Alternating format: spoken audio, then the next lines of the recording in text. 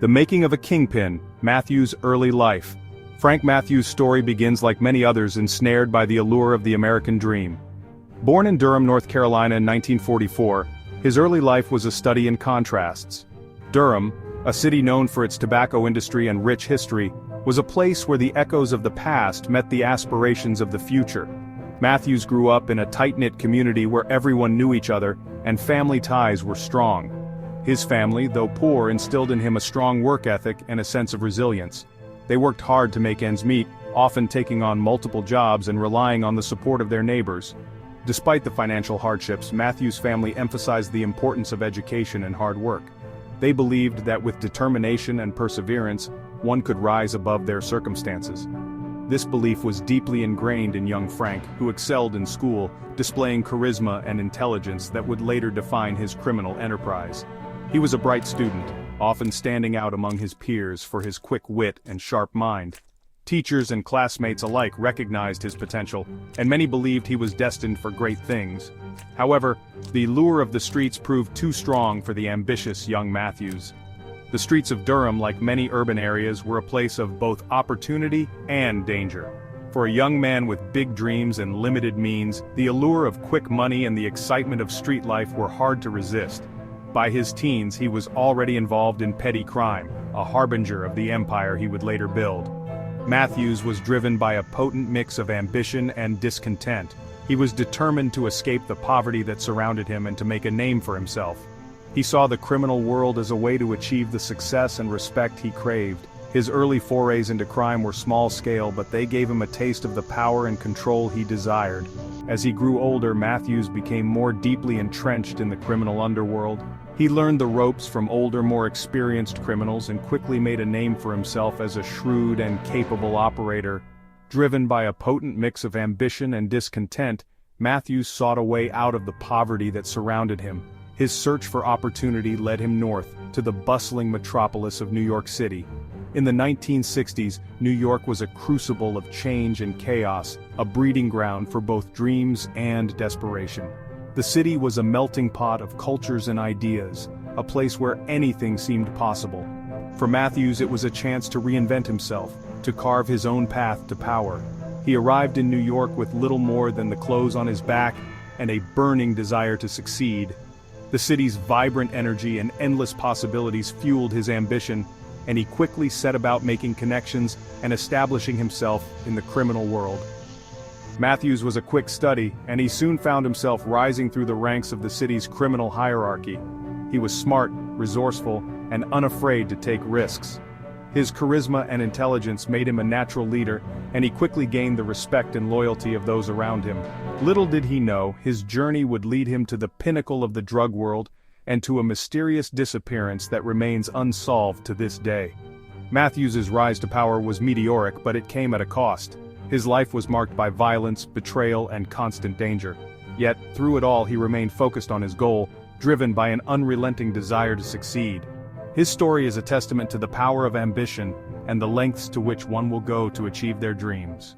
From numbers to narcotics, Matthews' entry into the drug trade. The streets of New York in the 1960s offered a crash course in survival. Matthews, with his sharp mind and natural charisma, quickly learned the rules of the urban jungle. He started small, running numbers and engaging in petty theft. However, Matthews was no ordinary hustler. He possessed an innate business acumen, a knack for identifying and exploiting opportunities. It wasn't long before he recognized the lucrative potential of the burgeoning drug trade. Heroin, flowing in from Southeast Asia, was flooding American cities. Matthews saw a chance to control the supply chain, to become a kingpin in this new and dangerous game. He began by cutting and distributing heroin, learning the intricate dance of supply and demand. His ambition, combined with his street smarts, propelled him up the ranks of the drug world. Two titans of the trade: Matthews versus Lucas.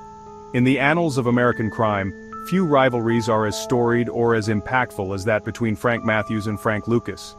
These two men, both named Frank, rose from obscurity to become the undisputed kings of the drug trade in the 1970s. The 1970s witnessed the rise of two drug lords who would come to define the era, Frank Matthews and Frank Lucas. Their ascent was marked by a combination of cunning, ruthlessness, and an uncanny ability to navigate the treacherous waters of the criminal underworld. Both men built vast empires, amassing fortunes and wielding power that rivaled legitimate corporations. Their operations were sophisticated, employing hundreds of people and generating millions of dollars in revenue. They were not just drug dealers, they were businessmen, strategists, and visionaries. Their stories, forever intertwined, offer a glimpse into the dark underbelly of the American dream. They were products of their environment, shaped by the socio-economic conditions of their time, and they exploited these conditions to their advantage. While Lucas gained notoriety for his control of the heroin trade, particularly his direct supply line from Southeast Asia, which he famously dubbed the Golden Triangle, his operation was marked by a single-minded focus on heroin. Matthews's operation was far more diversified. He was not content with just one product. He dealt in heroin, cocaine, and marijuana, creating a multifaceted empire that was resilient to market fluctuations and law enforcement crackdowns. He dealt in heroin, cocaine, and marijuana, controlling a distribution network that spanned from coast to coast. His reach extended from the bustling streets of New York City to the sun-soaked avenues of Los Angeles, making him a national figure in the drug trade. Matthews's influence extended beyond the streets. He was a master of manipulation, using his wealth and power to buy influence and protection. He understood that to truly control the drug trade, one had to have allies in high places. He cultivated connections with corrupt law enforcement officials, politicians, and even the mafia. These alliances provided him with a shield against law enforcement and allowed him to operate with a level of impunity that was the envy of his rivals. His empire, built on a foundation of ruthlessness and strategic brilliance, dwarfed that of Lucas. While Lucas was formidable in his own right, Matthews's ability to diversify and adapt made him a more elusive and enduring figure in the world of organized crime. While Lucas was a master of logistics, ensuring that his product moved smoothly from the jungles of Southeast Asia to the streets of Harlem, Matthews was a visionary, a chess player who orchestrated the movements of an entire industry. He saw the bigger picture, understanding that the drug trade was not just about supply and demand, but about power, influence, and control.